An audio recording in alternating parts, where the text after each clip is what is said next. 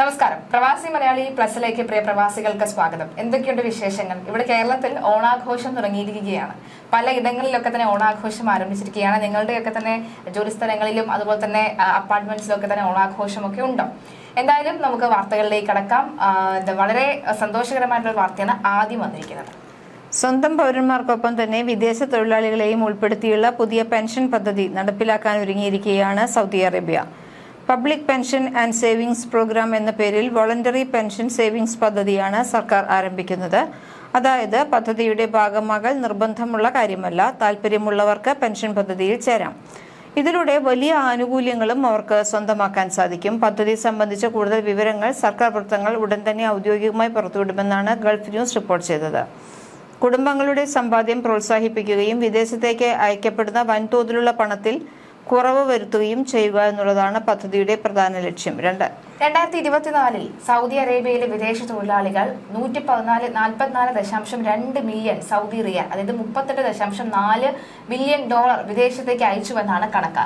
ഇത് മുൻ വർഷത്തെ അപേക്ഷിച്ച് 14% കൂടുതലാണ്. കഴിഞ്ഞ ഒരു ദശകത്തിനിടയിൽ റെമിറ്റൻസുകളുടെ മൊത്തം തുക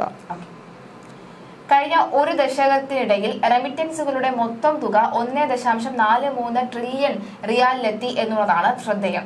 ബംഗ്ലാദേശികൾ കഴിഞ്ഞാൽ സൗദി അറേബ്യയിലെ ഏറ്റവും വലിയ പ്രവാസി സമൂഹം ഇന്ത്യക്കാരാണ്.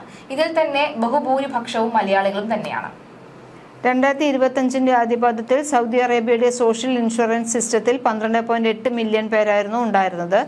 ഇതിൽ 77%, ഏകദേശം 10 മില്യൺ വിദേശ തൊഴിലാളികളാണ്. പുതിയ സേവിങ്സ് പദ്ധതി വിദേശ തൊഴിലാളികൾക്ക് അവരുടെ വരുമാനത്തിന്റെ ഭൂരിഭാഗവും വിദേശത്തേക്ക് അയക്കുന്നതിനു പകരം രാജ്യത്തിനുള്ളിൽ സമ്പാദ്യവും നിക്ഷേപവും നടത്താനുള്ള അവസരം നൽകുന്ന തരത്തിലാണ് രൂപകൽപ്പന ചെയ്തിരിക്കുന്നത്.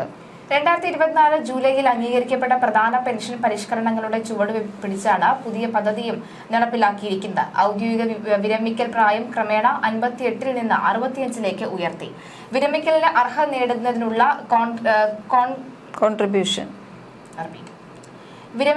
അർഹത നേടുന്നതിനുള്ള കോൺട്രിബ്യൂഷൻ കാലയളവ് 300 മാസത്തിൽ നിന്ന് 360 മാസമായി വർദ്ധിപ്പിച്ചു. 2027 ജീവനക്കാർക്കും തൊഴിലുടമകൾക്കും 9% നിന്ന് 11% വരെ ഘട്ടം ഘട്ടമായി വർദ്ധിപ്പിക്കും. പെൻഷൻ ആനുകൂല്യങ്ങളുടെ വ്യാപ്തി കുറച്ചും തുടങ്ങിയവയൊക്കെ ആയിരുന്നു കഴിഞ്ഞ വർഷം നടപ്പിലാക്കിയ പ്രധാന പരിഷ്കരണങ്ങളിൽ ഒന്ന്. സൗദി അറേബ്യ സ്വീകരിച്ചു വരുന്ന ഈ പരിഷ്കരണങ്ങൾ പെൻഷൻ സമ്പ്രദായത്തിന്റെ ദീർഘകാല സുസ്ഥിരത ശക്തിപ്പെടുത്തുമെന്ന് അന്താരാഷ്ട്ര നാണയ നിധിയും വ്യക്തമാക്കുന്നുണ്ട്. പുതിയ സേവിംഗ് പദ്ധതിയെ വിദേശ തൊഴിലാളികൾക്കിടയിലേക്കും വ്യാപിപ്പിക്കുന്നതിനെ IMF സ്വാഗതം ചെയ്യുന്നുണ്ട്. പുതിയ പദ്ധതി സൗദി അറേബ്യയുടെ വിഷൻ 2030 പദ്ധതിയുടെ ഭാഗമായും കണക്കാക്കപ്പെടുന്നുണ്ട്. UAE വേനൽ അവധിക്കാലം കഴിഞ്ഞതോടെ വിമാന നിരക്കുകളിൽ ഗണ്യമായ കുറവ്. ഓഗസ്റ്റ് 30 ശേഷം വിമാന നിരക്കുകളിൽ ഗണ്യമായ കുറവ് കാണുന്നതായി ട്രാവൽ ഏജന്റുമാർ റിപ്പോർട്ട് ചെയ്തു. സ്കൂൾ അവധി ദിവസങ്ങൾ കഴിയുകയും യാത്രാ ആവശ്യകത കുറയുകയും ചെയ്യുന്നതോടെ സെപ്റ്റംബർ മാസം സ്വമേധയാ ഉള്ളതും ഒരു വിനോദയാത്രയ്ക്ക് അനുയോജ്യമായ ഷോൾഡർ സീസണായി മാറും. ഒരു ലക്ഷ്യസ്ഥാനത്തിന്റെ ഉയർന്നതും താഴ്ന്നതുമായ ടൂറിസ്റ്റ് സീസണുകൾക്കിടയിലുള്ള കാലഘട്ടത്തെയാണ് ഷോൾഡർ സീസൺ എന്ന് പറയുന്നത്. പുതിയ അധ്യയന വർഷം തുടങ്ങിയതോടെ നാട്ടിൽ പോയവർ കൂട്ടത്തോടെ തിരിച്ചെത്തുന്നു. ഇതിനാൽ പുറത്തേക്കുള്ള യാത്രകളിൽ സ്വാഭാവികമായ മന്ദത സൃഷ്ടിക്കപ്പെട്ടിട്ടുണ്ട്. അതിനാൽ സീറ്റുകൾ നിറയ്ക്കാൻ വിമാന കമ്പനികൾ ടിക്കറ്റ് നിരക്ക് കുറയ്ക്കാൻ നിർബന്ധിതരാവുകയാണ്.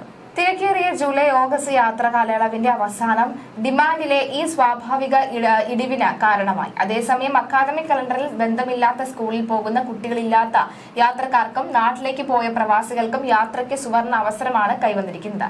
വേനൽക്കാലത്തെ പീക്ക് പീരീഡ് വിലകൾ സഹിച്ചവർക്ക് ആശ്വാസം പകരുന്നതാണ് ഇത്. വേനൽക്കാലത്തെ നിരക്കുകളെ അപേക്ഷിച്ച് പല ജനപ്രിയ റൂട്ടുകളിലും 20 മുതൽ 30% വരെ നിരക്കുകളിൽ കുറവ് ഞങ്ങൾ ഇതിനോടകം തന്നെ കാണുന്നുണ്ട്. അരൂഹ ട്രാവൽസിന്റെ മാനേജിംഗ് ഡയറക്ടർ റാഷിദ് അബ്ബാസ് പറഞ്ഞ വാക്കുകളാണിത്. UAEയിലേക്ക് മടങ്ങാനുള്ള തിരക്ക് അവസാനിച്ചു. അതിനാൽ എയർലൈനുകൾ ഇപ്പോൾ ശാന്തമായ മാസങ്ങൾ സീറ്റുകൾ നിറയ്ക്കുന്നതിൽ ശ്രദ്ധ കേന്ദ്രീകരിക്കുന്നുണ്ട്. ഈ സമയത്താണ് അവർ ഏറ്റവും മികച്ച പ്രൊമോഷനുകൾ അവതരിപ്പിക്കുന്നതെന്നാണ് അബ്ബാസ് പറയുന്നത്. ഈ നല്ല കിഴിവ് വാഗ്ദാനം ചെയ്യുന്ന ഒരു പ്രധാന പ്രൊമോഷൻ പ്രഖ്യാപിച്ചിട്ടുണ്ട്. ഈ എക്സ്ക്ലൂസീവ് ആയിട്ടുള്ള ഓഫർ അതിന്റെ വിപുലമായ നെറ്റ്വർക്കിലുടനീളമുള്ള റൗണ്ട് ട്രിപ്പ്, അതുപോലെ തന്നെ ട്രാൻസിറ്റ് ഫ്ലൈറ്റുകളെ ഉൾക്കൊള്ളുന്നു. ബിസിനസ് ക്ലാസ്, അതുപോലെ തന്നെ എക്കണോമിക് ക്ലാസ് എന്നിവയിൽ ബുക്ക് ചെയ്യുമ്പോഴും ഈ ഓഫർ ലഭ്യമാണ് എന്നുള്ളതാണ്. യൂറോപ്പിലേക്കും തെക്കുകിഴക്കൻ ഏഷ്യയിലേക്കുമുള്ള റൂട്ടുകളിലാണ് വിലക്കുറവ് ഏറ്റവും നാടകീയമായതെന്ന് അബ്ബാസ് പറഞ്ഞു. ഇസ്താംബുൾ, ടിബിലിസി, ബാക്കു തുടങ്ങിയ സ്ഥലങ്ങളിലേക്ക് ഇപ്പോൾ മികച്ച ഡീലുകൾ കണ്ടെത്താൻ കഴിയും. ഏതാനും ആഴ്ചകൾക്ക് മുമ്പ് അവ വളരെ ചെലവേറിയതായിരുന്നു. ലണ്ടൻ, ബാങ്കോക്ക് പോലുള്ള നഗരങ്ങളിലേക്കും ഇന്ത്യൻ ഉപഭൂഖണ്ഡത്തിലേക്കുമുള്ള പ്രധാന റൂട്ടുകളിലേക്കും ഗണ്യമായ കുറവുണ്ട്. ഒമാനിൽ ഖരീഫ് സീസൺ ഇപ്പോൾ തുടരുന്നതിനാൽ സലാല വളരെ ജനപ്രിയമായ ഒരു അവധിക്കാല കേന്ദ്രമായി മാറിയിരിക്കുന്നു. ഓഗസ്റ്റ് 10-ന് പുറപ്പെടുന്നതിനും സെപ്റ്റംബർ 10-ന് മടങ്ങുന്നതിനുമുള്ള ലണ്ടനിലേക്കുള്ള മടക്ക ടിക്കറ്റുകൾ ഓഗസ്റ്റിലെ ഏറ്റവും ഉയർന്ന നിരക്കായ 6321 ദിർഹത്തിൽ നിന്ന് ഇപ്പോൾ 2666 ദിർഹം മാറിയിട്ടുണ്ട്. എന്നിരുന്നാലും ലണ്ടനിലേക്കുള്ള നേരിട്ടുള്ള വിമാനങ്ങളുടെ നിരക്ക് 5245 ദിർഹമാണ്. ദുബായിൽ നിന്ന് ബാങ്കോക്കിലേക്കുള്ള നിരക്കുകൾ 1704 ദിർഹമാണ്. പാരീസിലേക്കുള്ള ശരാശരി നിരക്ക് 2805 ദിർഹമാണ് ഒരു സ്റ്റോപ്പിന്. യൂറോപ്പിലേക്കുള്ള നേരിട്ടുള്ള വിമാന നിരക്കുകൾ ഇപ്പോഴും 3000 മുതൽ 5000 ദിർഹമാണ്. ഒറ്റ സ്റ്റോപ്പ് വിമാന നിരക്കിൽ ഇപ്പോഴും 1200 മുതൽ 2600 ദിർഹമാണ്. അതേസമയം തെക്ക് കിഴക്കൻ ഏഷ്യയിലേക്കുള്ള നിരക്കുകൾ വേനൽക്കാലത്തെ ഉയർന്ന നിരക്കുകളെ അപേക്ഷിച്ച് ഗണ്യമായി കുറഞ്ഞു. സിംഗപ്പൂരിലേക്കുള്ള ടിക്കറ്റുകൾ 1430 ദിർഹമാണ്. കൂടാതെ വളരെ പ്രശസ്തമായ അവധിക്കാല കേന്ദ്രങ്ങളായ മനില, ബാലി, ഫുക്കറ്റ് എന്നിവിടങ്ങളിലേക്കുള്ള വിമാന നിരക്കുകൾ 1500 ദിർഹം മുതൽ 1900 ദിർഹം വരെയാണ്. ഈ പ്രവണത വ്യത്യസ്ത തരം യാത്രക്കാരിൽ ആകർഷിക്കുന്നതിനായി ഒരു മികച്ച രീതിയായി മാറുന്നുണ്ട് എന്നാണ് ട്രാവൽ ഏജന്റുമാർ പറയുന്നത്. പാർപ്പിട കെട്ടിടങ്ങളുടെ എണ്ണം ദുബായിൽ ദിനം തോറും കൂടുന്നുണ്ട്. പക്ഷേ വാടക കാര്യമായി കുറയുന്നില്ല. പല സ്ഥലങ്ങളിലും 5 മുതൽ 15% വരെ പ്രതിവർഷം വാടക വർദ്ധിക്കുന്നതായാണ് കണക്ക്. പാർപ്പിട കമ്പനികൾക്കിടയിലെ മത്സരം വർദ്ധിച്ചതോടെ വൻകിട കെട്ടിടങ്ങൾക്ക് മേൽ വാടകയ്ക്ക് എന്ന ബോർഡുകൾ പ്രത്യക്ഷപ്പെട്ടു തുടങ്ങി. പൊതുഗതാഗത സൗകര്യം വർദ്ധിച്ചതോടെ നഗരഹൃദയങ്ങളിൽ താമസിച്ചവർ പോലും നഗരത്തിന് പുറത്തേക്ക് താമസം മാറ്റി തുടങ്ങുകയാണ്. സ്കൂളുകൾ, കടകൾ, ആശുപത്രികൾ എന്നിവ നോക്കിയാണ് പലരും ഇപ്പോൾ താമസം മാറുന്നത്. നഗരം വികസിപ്പിക്കുന്നതിന്റെ ഭാഗമായി പുതിയ മേഖലകളിലേക്ക് സ്കൂളുകളും ആശുപത്രികളും ഷോപ്പിംഗ് മാളുകളും വന്നു ചേരുന്നു. ഇതിനു ചുറ്റും പാർപ്പിട കേന്ദ്രങ്ങളും വരുന്നു. ഇതോടെ നഗരം വിട്ട് ദൂരെ മാറി താമസിക്കാനും പ്രവാസികൾ തയ്യാറാകുന്നുണ്ട്. ജീവിത ചെലവും വാടകയും കുട്ടികളുടെ വിദ്യാഭ്യാസവും അടക്കം നാട്ടിലേക്കുള്ള വിമാന നിരക്ക് കൂടി ചേർത്ത് വച്ചാൽ പ്രവാസികളുടെ മുന്നിൽ വലിയ സാമ്പത്തിക ബാധ്യത തന്നെയാണ് വരുന്നത്. ഇതിനെ മറികടക്കാൻ ആദ്യം നോക്കുന്നത് കുറഞ്ഞ വാടകയുള്ള വീടുകളാണ്. കുറച്ചധികം യാത്ര ചെയ്യേണ്ടി വന്നാലും കുറഞ്ഞ വാടകയുള്ള വീടുകൾക്ക് പ്രേരിപ്പിക്കുന്നതും അതുതന്നെയാണ്. Ajman, Umm al Quwain, Ras al Khaimah, Sharjah, Fujairah എമിറേറ്റുകളിൽ ജോലി ചെയ്യുന്ന പ്രവാസികളുണ്ട്. Dubai South, Abu Hail, Jumeirah, Silicon Oasis, International City എന്നിവിടങ്ങളിൽ കൂടുതൽ വാടക പരസ്യങ്ങൾ നൽകി തുടങ്ങിയിട്ടുണ്ട്.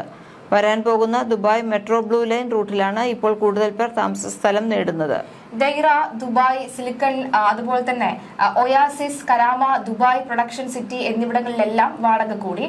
ഒരു കിടപ്പുമുറിയും ഹാളും അടങ്ങിയ ഫ്ളാറ്റിന് കരാമയിൽ 65,000 മുതൽ 69,000 വരെയാണ് വാടക.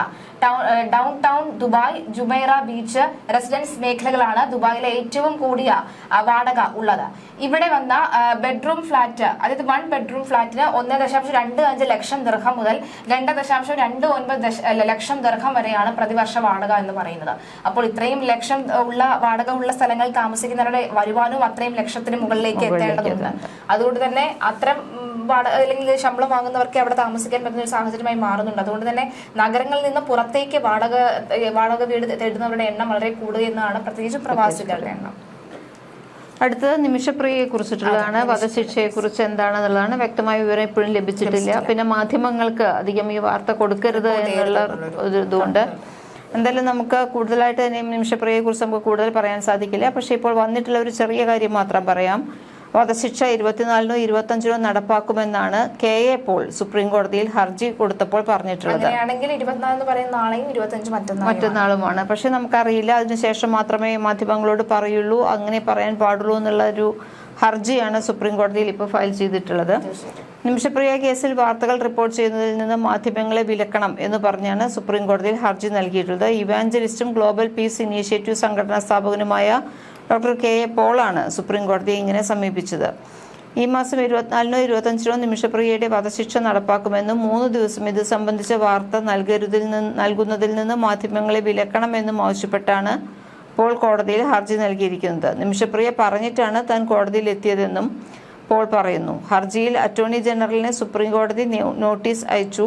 ഹർജി തിങ്കളാഴ്ച പരിഗണിക്കാമെന്ന് കോടതി അറിയിച്ചിട്ടുണ്ട്. നിമിഷപ്രിയ കേസിൽ അമ്പരപ്പിക്കുന്ന നീക്കങ്ങളും പ്രഖ്യാപനങ്ങളും നടത്തിയിട്ടുള്ള ആളാണ് KA പോൾ. തന്റെ ഇടപെടലിന്റെ ഫലമായി നിമിഷപ്രിയ ഉടൻ മോചിതയാകുമെന്ന് പ്രഖ്യാപിച്ചിരുന്നു മുൻപ്.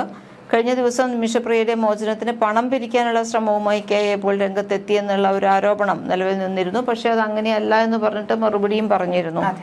വിദേശകാര്യ മന്ത്രാലയത്തിന്റെ പേരിൽ ബാങ്ക് അക്കൗണ്ട് പങ്കുവച്ചിട്ടാണ് 8.3 കോടി രൂപ ആവശ്യമുണ്ടെന്ന് കെ എ പോൾ പ്രചരിപ്പിച്ചതായിട്ടാണ് വാർത്ത വന്നത്. അവകാശവാദം വ്യാജമാണെന്ന് വിദേശകാര്യ മന്ത്രാലയം വ്യക്തമാക്കിയിരുന്നു.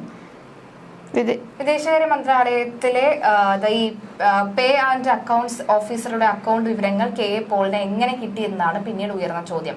ഏതാനും ആഴ്ചകൾക്ക് മുൻപ് നിമിഷപ്രിയയുടെ ഭർത്താവ് ടോമിയും മകളും നേരത്തെ ഒമാനിൽ കെ എ പോളിന് സമീപത്ത് എത്തുകയും ഇവർക്കൊപ്പമുള്ള വീഡിയോകൾ കെ എ പോൾ പോസ്റ്റ് ചെയ്യുകയും ചെയ്തിരുന്നു. അതിനിടെ നിമിഷപ്രിയയുടെ മോചനത്തിന് ദയാധനം $5.5 മില്യൺ നിശ്ചയപ്പെടുത്തിയിട്ടുണ്ട് എന്ന് കാട്ടി സൗദിയിലെ മലയാളി വ്യവസായിയും രംഗത്തെത്തിയിരുന്നു. അപ്പോൾ ആകെക്കൂടെ ഈ കുഴഞ്ഞു മറിഞ്ഞ ഒരു അവസ്ഥയിലേക്ക് മാറിയിരിക്കുകയാണ്.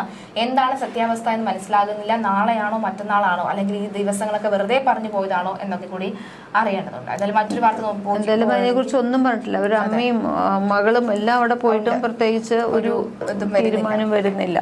അത് മറുവശത്ത് തലാലിന്റെ കുടുംബമാണെങ്കിൽ വലിയ രീതിയിൽ സമ്മർദ്ദം ചെലുത്തിക്കൊണ്ടേയിരിക്കുകയുമാണ്. ഇനി മറ്റൊരു വാർത്ത. 2016 അടച്ചുപൂട്ടിയ സൗദിയിലെ ഏറ്റവും വലിയ രണ്ടാമത്തെ കരാർ കമ്പനി കിട്ടാനുള്ള ആനുകൂല്യങ്ങൾക്കായി ഇന്ത്യക്കാർ രജിസ്റ്റർ ചെയ്യാം. സാമ്പത്തിക തകർച്ച കാരണം 2016 അടച്ചുപൂട്ടിയ സൗദിയിലെ ഏറ്റവും വലിയ രണ്ടാമത്തെ കരാർ കമ്പനിയായിരുന്ന സൗദി ഒജാർ കമ്പനിയിൽ ജോലി ചെയ്തിരുന്ന ഇന്ത്യക്കാർ തങ്ങൾക്ക് ലഭിക്കാൻ ബാക്കിയുള്ള ആനുകൂല്യങ്ങൾക്കായി പ്രത്യേകം രജിസ്റ്റർ ചെയ്യണമെന്ന് റിയാദ് ഇന്ത്യൻ എംബസി അറിയിച്ചു. കമ്പനിയിലെ മുൻ ഇന്ത്യൻ ജീവനക്കാരുമായി ബന്ധപ്പെട്ട ആനുകൂല്യ കുടിശ്ശികകൾ വിതരണം ചെയ്യുന്നതിന് സഫ് അബ്ദുൾ റഹ്മാൻ അൽ സ്വൈലിമിനെ ചുമതലപ്പെടുത്തിയതായി എംബസി അറിയിച്ചു. ആനുകൂല്യങ്ങൾ ലഭിക്കേണ്ട ഇന്ത്യക്കാർ അവരുടെ മൊബൈൽ നമ്പർ, ഇമെയിൽ വിലാസം, നിലവിലെ താമസ വിലാസം തുടങ്ങിയ വിവരങ്ങൾ സഹിതം നമ്മൾ ഡിസ്ക്രിപ്ഷനിൽ ലിങ്ക് കൊടുക്കാം. ആ ലിങ്ക് വഴി ഈ സമർപ്പിച്ചാൽ മതിയാകും. സൗദി ഓജർ കമ്പനിയിൽ സൗദിയിലുടനീളം 3500 മലയാളികൾ ഉൾപ്പെടെ ഏകദേശം 10,000-ഓളം ഇന്ത്യക്കാർ ജോലി ചെയ്തിരുന്നതായാണ് കണക്ക്. സാമ്പത്തിക തകർച്ച കാരണം കമ്പനി അടച്ചുപൂട്ടിയപ്പോൾ തൊഴിലാളികൾക്ക് 10 മാസത്തോളം ശമ്പള കുടിശ്ശികയും പതിറ്റാണ്ടുകളുടെ സേവനാനന്തര ആനുകൂല്യവും ലഭിക്കാനുണ്ടായിരുന്നു. തൊഴിലാളികളുടെ പ്രശ്നം പരിഹരിക്കാനായി ഇന്ത്യയിൽ നിന്നും അന്നത്തെ കേന്ദ്ര വിദേശകാര്യ സഹമന്ത്രിയായിരുന്ന VK സിംഗ് അടക്കം കമ്പനി അധികൃതരുമായി ചർച്ച നടത്തിയിരുന്നു. എന്തായാലും ലിങ്ക് ഞങ്ങൾ ഷെയർ ചെയ്യാം. ഇതുമായി ബന്ധപ്പെട്ട് നിങ്ങളുടെ കയ്യിൽ, അതായത് ഇപ്പോൾ വെറുതെ ഒരാൾക്ക് കയറി ഞാൻ അവിടെ പണിയെടുത്തിട്ടുണ്ട്, ഞാൻ ഇവിടെയാണ് താമസിക്കുന്നത് എന്ന് പറഞ്ഞ് നമുക്ക് ലിങ്കിൽ കയറി അഡ്രസ്സൊക്കെ കൊടുക്കാൻ പറ്റില്ല. വ്യക്തമായ തെളിവുകൾ കൂടി നൽകിയ ശേഷം മാത്രമേ നമുക്ക് ആ ഒരു പൈസ അല്ലെങ്കിൽ പണം തിരികെ കിട്ടുകയുള്ളൂ എന്നാണ് വ്യക്തമാകുന്നത്. അടുത്തത് കാലാവസ്ഥയാണ്. UAE-യിൽ കനത്ത മഴ എന്നാണ് പറയുന്നത്. അബുദാബിയിലും ദുബായിലും അടക്കം ബുധനാഴ്ച കനത്ത മഴ പെയ്തു. വിവിധ പ്രദേശങ്ങളിൽ മഴ പെയ്യുന്നതിന്റെ വീഡിയോ സമൂഹ മാധ്യമങ്ങളിൽ പ്രചരിക്കുന്നു. അലൈനിലെ പ്രദേശങ്ങളിൽ വാഹനമോടിക്കുന്നവർക്ക് അബുദാബി പോലീസ് മുന്നറിയിപ്പ് നൽകുന്നു. വേഗപരിധി നിയന്ത്രണങ്ങൾ പാലിച്ചും ജാഗ്രതയോടെയും വാഹനമോടിക്കണമെന്നാണ് നിർദ്ദേശം. താഴ്വരകൾ, വെള്ളക്കെട്ട് ഉണ്ടാകാനിടയുള്ള താഴ്ന്ന പ്രദേശങ്ങൾ എന്നിവിടങ്ങളിലേക്ക് പോകരുതെന്നും കനത്ത മഴയുള്ള സമയങ്ങളിൽ ഇത് അപകടകരമാണെന്നും അധികൃതർ മുന്നറിയിപ്പ് നൽകി. അസ്ഥിര കാലാവസ്ഥ മുൻനിർത്തി ദേശീയ കാലാവസ്ഥാ കേന്ദ്രം ഓറഞ്ച്, യെല്ലോ അലർട്ടുകൾ പുറപ്പെടുവിച്ചിട്ടുണ്ട്. ദുബായിൽ മലയാളിക്ക് വമ്പൻ ഭാഗ്യം. 10 വർഷമായി നിരന്തരം ശ്രമിച്ചു. ഒടുവിൽ ഓൺലൈനായി വാങ്ങിയ ടിക്കറ്റിന് കോടികളുടെ സമ്മാനം ലഭിച്ചിരിക്കുകയാണ്. ദുബായിൽ മലയാളിക്ക് വീണ്ടും വമ്പൻ ഭാഗ്യം ലഭിക്കുന്നു. ദുബായ് ഡ്യൂട്ടി ഫ്രീയുടെ മില്യനർ നറുക്കെടുപ്പിൽ $10 ലക്ഷം, അതായത് 8.7 കോടി ഇന്ത്യൻ രൂപ സ്വന്തമാക്കിയിരിക്കുകയാണ് പ്രവാസി മലയാളി. കഴിഞ്ഞ 20 വർഷമായി ദുബായിൽ ഡോക്യുമെന്റ് കൺട്രോളറായി ജോലി ചെയ്യുന്ന 55-കാരനായ പ്രദീപ് ചാലാടനാണ് ഈ ജാക്ക്പോട്ട് സീരീസ് 512 വിജയിയായത്.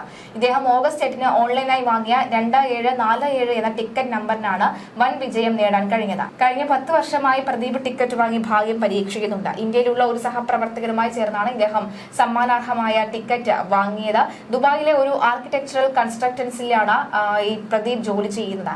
എന്റെ കുടുംബത്തിന് ഭാവി സുരക്ഷിതമാക്കാൻ വേണ്ടി ഞാൻ ഈ പണം ഉപയോഗിക്കുമെന്നാണ് അദ്ദേഹം പറയുന്നത്. ദുബായ് ഡ്യൂട്ടി ഫ്രീക്ക് നന്ദി എന്നൊക്കെ തന്നെ അദ്ദേഹം പറയുന്നുണ്ട്. എന്തായാലും 1999 Dubai duty free millionaire promotion തുടങ്ങിയത് മുതലുള്ള 256ാമത് ഇന്ത്യക്കാരനായ വിജയിയാണ് പ്രദീപ്. തീർച്ചയായും അടുത്ത ഒരു വിജയ് നിങ്ങൾ തന്നെ ആകട്ടെ എന്നുള്ളതാണ്. പലർക്കും ആ ഒരു ടിക്കറ്റ് എടുക്കാനുള്ള പണം ഇല്ലാത്തത് കൊണ്ട് ഗ്രൂപ്പ് കൂടിയിട്ട് ഒരുപാട് പേര് അങ്ങനെ വാങ്ങുന്നുണ്ട്. സമ്മാന തുകയും അങ്ങനെ പങ്കിട്ടെടുക്കാനും കഴിയുന്നുണ്ട്. ഒരാൾക്ക് 1 കോടി വെച്ച് കിട്ടിയാൽ തന്നെ സന്തോഷമാണ്. തീർച്ചയായിട്ടും. എന്തായാലും നമുക്ക് അടുത്ത ദിവസം മറ്റൊരു വാർത്തയുമായി കാണാം.